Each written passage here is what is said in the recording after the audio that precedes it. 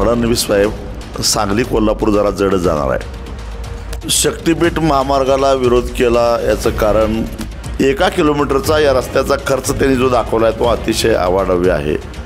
जो हायवे त्या ठिकाणी निर्माण होतोय त्यामध्ये फार मोठ्या पद्धतीनं पैशाचा घपला होतो। साधारणपणे 107 कोटी 60 लाख रुपये 1 किलोमीटरला जर खर्च येत असेल तर 35 कोटी कुठं 107 कोटी कुठं तिप्पट खर्च। आणि ते कशासाठी तर वरचे 70 कोटी हे भ्रष्ट मार्गानं ठेकेदारांच्या मार्फत, राजकीय नेत्यांच्या मार्फत, लोकप्रतिनिधींच्या मार्फत आणि अधिकाऱ्यांच्या मार्फत हे पैसे हाणले जाणार आहेत। हाच मोठा 50,000 कोटीचा घोटाळा आहे। राज्यामध्ये जो शक्तिपीठ महामार्ग या ठिकाणी राज्य सरकारने योजलेला आहे त्या शक्तिपीठ महामार्गाला स्वाभिमानी शेतकरी संघटना आणि खास करून राजू शेट्टी यांचा त्या ठिकाणी विरोध असलेला आपल्याला बघायला मिळतोय। नेमका विरोध काय आहे आणि त्याची मागची कारणं नेमकी काय आहेत ते आपण राजू शेट्टी साहेबांच्याकडून जाणून घ्या। साहेब नमस्कार। नमस्कार। शक्तिपीठ महामार्गाला आपण विरोध केला आहे। शक्तिपीठ महामार्गाला विरोध केला याचं कारण एकतर हा रस्ता पूर्णपणे अव्यवहार्य आहे, न परवडणारा आहे। त्याचा जो अवाढव्य खर्च दाखवला आहे तोसुद्धा शेवटी त्या रस्त्यानं प्रवास करणाऱ्या भाविकांना टोलच्या रूपानं द्यावं लागणार आहे आणि ती एक प्रकारची लूट आहे, दरोडेखोरी आहे। दुसऱ्या बाजूला ज्या शेतकऱ्यांच्या जमिनी घेतल्या जाणार आहेत त्याला कवडीमोल किंमत मिळणार आहे, म्हणजे तिथंही शेतकऱ्यांना न्याय मिळत नाही। आणि सगळ्यात महत्त्वाची गोष्ट म्हणजे या महामार्गामुळं सांगली आणि कोल्हापूर जिल्ह्यातल्या कृष्णा आणि तिच्या उपनदीच्या काठाला असणाऱ्या गावकऱ्यांना अगदी सांगली, कोल्हापूर, कराडसारख्या शहरांनाही महापुराचा धोका निर्माण होतो आणि म्हणून या महामार्गाला आमचा विरोध आहे। महापुराचा धोका तुम्ही या ठिकाणी मगाशी मुद्दा मांडलात, नेमका कशा पद्धतीनं महापुराचा धोका आहे? किंवा मिरज तालुका असेल किंवा वाळवा तालुका असेल या दोन्ही तालुक्यांना सुद्धा पुराचा धोका असल्याचं तुमच्याकडून सांगण्यात येतं। साधारणपणे जुलै महिन्यामध्ये जो अतिशय जास्त पावसाचा महिना असतो त्या काळामध्ये आंबोली घाटापासून महाबळेश्वरपर्यंत हा जो दक्षिणोत्तर सह्याद्रीचा डोंगर आहे त्याची लांबी जवळपास 225 किलोमीटर आहे आणि या 225 किलोमीटर अंतरामध्ये पडणारा जो प्रचंड असा पाऊस आहे त्या पावसाचं सारं पाणी कृष्णा नदीमध्ये येतं आणि ते सांगली कोल्हापूर जिल्ह्यात असतं।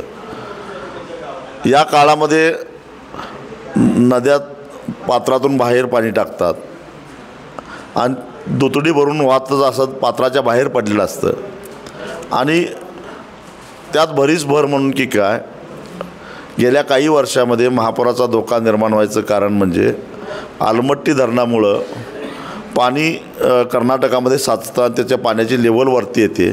आधीच कृष्णा नदीला उतार फार कमी आहे म्हणून तर तिला संत वाहते कृष्णामाई असं म्हणतात। त्यात पुन्हा त्या धरणाच्या पाणी अडवल्यामुळं अजून अडथळा तयार होतो आणि त्यामुळं अतिशय मंद गतीनं पाणी पुढं सरकत असतं। डोंगरावर पडलेलं पाणी सांगली कोल्हापूर जिल्ह्यामध्ये वेगात येतं, खळखळत येतं, पण पुढं सरकणारं पाणी अतिशय मंद गतीनं पुढं सरकतं आणि म्हणून पाणी मग पसरतं आणि त्याचा पूर तयार होतो।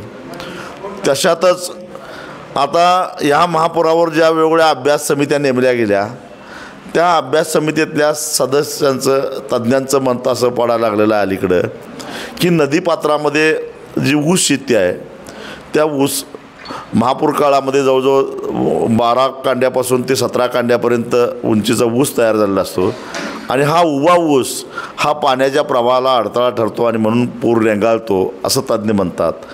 आता साधारणपणे एका ऊसाची जाडी हे 1 इंच ते 1.25 इंच असते।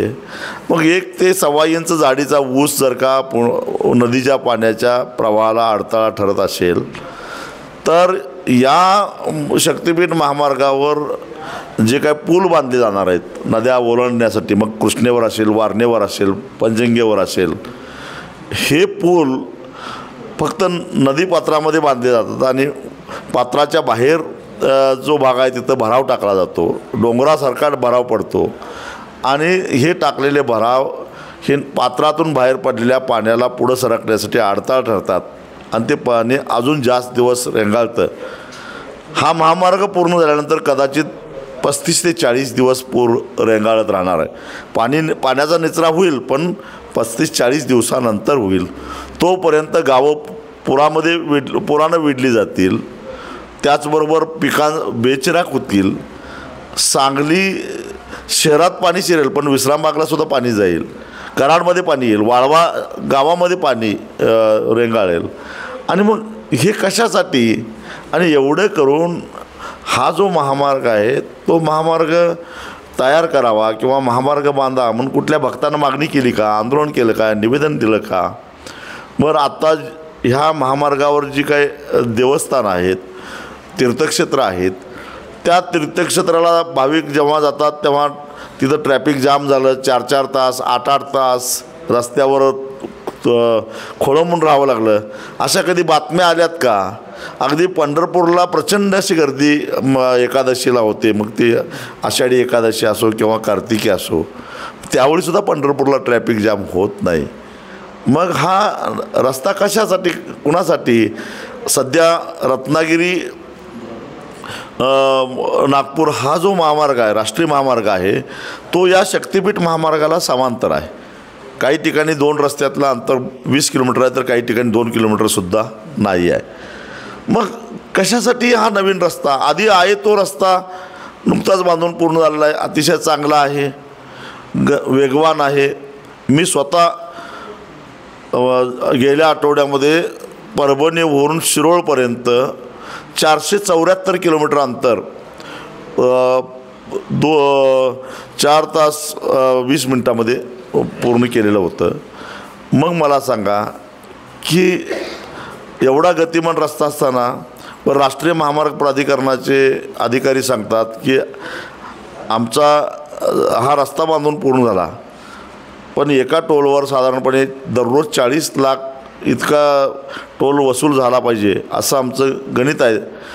पण आमच्या टोलवर केवळ 10 ते 11 लाख रुपये जमा होत आहेत. म्हणजे आधीच रस्ता तोट्यात आहे तो. मग नवा रस्ता झाला तर यातलीच काही वाहतूक तिकडं जाईल. मग हे कशासाठी? कारण काय? शिवाय 1 किलोमीटरचा या रस्त्याचा खर्च त्यांनी जो दाखवला आहे तो अतिशय अवाढव्य आहे. साधारणपणे 802 किलोमीटर या महामार्गाची लांबी आहे. मगाशी साहेब तुम्ही बोलताना म्हणाला की जो हायवे त्या ठिकाणी निर्माण होतो आहे त्यामध्ये फार मोठ्या पद्धतीनं पैशाचा घपला होतो. 100% होतो आहे. कारण देशभरामध्ये रस्ते विकास महामंडळानं जे रस्ते बांधलेले आहेत त्यांना काही मी प्रामाणिकपणानं रस्ते बांधलेत म्हणून सर्टिफिकेट देत नाही आहे, पण तरीसुद्धा त्यांनी जे काय रस्ते बांधलेले आहेत, त्यांनी जो खर्च केलेला आहे तो खर्च बघितला तर 6 पदरी रस्त्याला 1 किलोमीटरला साधारणपणे 30 ते 35 कोटी रुपये त्यांचा खर्च आहे. पण या शक्तिपीठ महामार्गाची एकूण लांबी 802 किलोमीटर आणि एकूण खर्च दाखवलेला आहे 86,300 कोटी. म्हणजे साधारणपणे 107 कोटी 60 लाख रुपये 1 किलोमीटरला जर खर्च येत असेल तर 35 कोटी कुठं, 107 कोटी कुठं, तिप्पट खर्च. आणि ते कशासाठी? तर वरचे 70 कोटी हे भ्रष्ट मार्गानं ठेकेदारांच्या मार्फत, राजकीय नेत्यांच्या मार्फत, लोकप्रतिनिधींच्या मार्फत आणि अधिकाऱ्यांच्या मार्फत हे पैसे हाणले जाणार आहेत. हाच मोठा 50,000 कोटीचा घोटाळा आहे. आणि ते पैसे भागवायचे कुणी? तर त्या रस्त्यानं प्रवास करणाऱ्या प्रवाशांनी टोलच्या रूपानं हे पैसे सगळे भागवायचे आहेत. एकीकडे राजू शेट्टी म्हणतात की ह्या मार्गामुळे शेतकऱ्यांचं नुकसान होणार आहे. मात्र परवाच कोल्हापूरला देवेंद्र फडणवीस आले होते आणि त्यांना शेतकऱ्यांना भेटून अशा पद्धतीचे निवेदन दिलं आहे की हा रस्ता झाला पाहिजे. मग काय नेमकं हा काय? नाही, आम्ही त्यांना सांगितलेलं आहे, तुम्हाला जे शेतकरी भेटायला आलेले होते रस्ता करा म्हणून सांगणारे, त्यांच्या शेतीचे गट नंबर त्यांनी जाहीर करावेत. आणि मग आपल्याकडं तो सगळा रेखांकन आहे, कुठल्या गट नंबरमधून रस्ता जातो आम्हाला माहिती आहे, ते तपासून बघू. आणि मग ते खरोखरच बाधित शेतकरी आहेत काय, तुमचे लाभधारक शेतकरी आहेत, ते आम्हाला कळेल आपोआपच. शक्तिपीठ महामार्गाला जे समर्थन करतायत ते म्हणतायत की राज्याच्या विकासामध्ये राजू शेट्टी खोडा घालतायत. कसला विकास आलेला आहे? समृद्धी महामार्ग होऊन 2 वर्ष झाली, दर त्याचा टोल नीट वसूल होत नाही, अपेक्षित टोल वसुली होत नाही. आणि मी अनेक वेळा समृद्धी महामार्गानं प्रवास केलेला आहे. जालना ते सिन्नर जवळपास 550 किलोमीटर अंतर आहे. रस्त्यात मला चहा प्यायला एक हॉटेल मिळालं नाही. आणि कसला आला विकास? काही विकास काही नाही. केवळ यांना टक्केवारी मिळते, पैसा खायला मिळतो आणि तोच विकास असा यांचा गोड्स गैरसमज आहे. उलट सांगली जिल्ह्याचंच मी उदाहरण देतो. सांगली जिल्ह्यात आता जो काय रत्नागिरी नागपूर महामार्ग नव्यानं बांधून झालेला आहे, त्या महामार्गावरचे पूर्वी छोटे छोटे जे दुकानदार होते, धाबेवाले होते, हॉटेलवाले होते, ते सगळे बंद पडलेत. शिरडोनमध्ये प्रचंड गर्दी असायची, तिथं खोकेधारक होते. तिथं आता त्या रस्त्यानं प्रवास करत असताना शिरडोन कधी पास झालं कळतसुद्धा नाही. तेच नागज पाट्याला, तेच जुनुंडी पाट्याला अशा प्रकारचे छोटे छोटे तिथल्या स्थानिकांनी दुकानं काढलेली होती, ती सगळी बंद पडलेत. म्हणजे रोजगार घालवायचं काम करतं आहे. आणि ह्या मोठ्या महामार्गाला काय केलं, एकूण 802 किलोमीटर लांबी आहे आणि त्या ठिकाणी 27 त्याला लिंक करायला गेट ठेवलेले आहेत.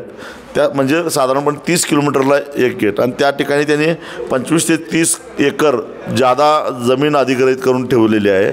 आणि त्याच्यामध्ये मोठ्या कॉर्पोरेट कंपन्यांना त्या जागा द्यायच्या. तिथं पेट्रोल पंप आणि फूड मॉल आणि अन्य गोष्टी करायला कमर्शियलसाठी ती जागा द्यायची.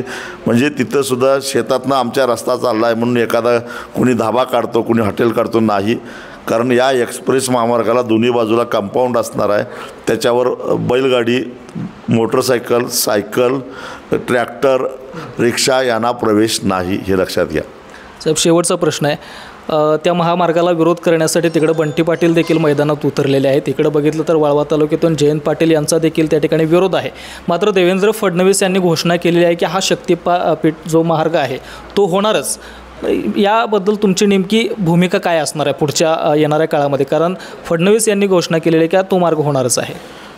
याच्यासाठी तुम्ही सगळे एकत्र येणार. देवेंद्र फडणवीस भलेही स्वतःला मुरब्बी समजत असतील, आत्तापर्यंत अनेक आव्हानं मोडून काढलं असं ते म्हणत असतील, पण फडणवीस साहेब सांगली कोल्हापूर जरा जडच जाणार आहे.